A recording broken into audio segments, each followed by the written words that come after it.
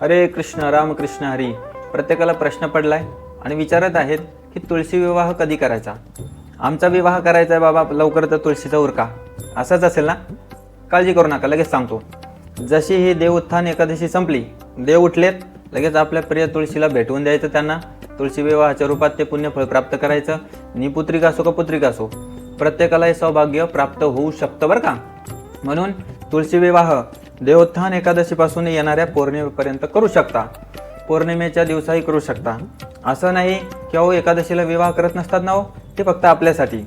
भगवंताचा विवाह आपण लावू शकतो.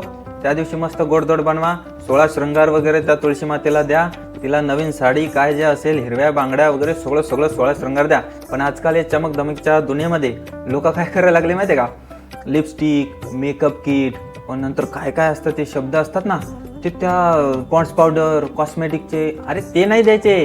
ते सगळं काय आजकाल ना अभद्र गोष्टीने पण कधी कधी कंपनी बनवते, ते नाही द्यायचं. 16 शृंगाराचे जुने आजीबाई असतील घरी, त्यांना विचारा.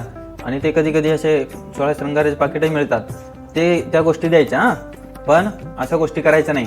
मंगलाष्टक वगैरे लावा, भागवताचे श्लोक लावा, सुंदर अभंग वगैरे लावा, विठ्ठलाची स्तुती लावा आणि पांडुरंग अष्टकम वगैरे, कृष्णाष्टकम वगैरे गा आणि सुंदर रीतीने प्रार्थना कर तुळशी मातेला. भगवंताला अधिक शरण जावं अशा प्रकारचा आशीर्वाद तुळशी मातेला नक्की मागा.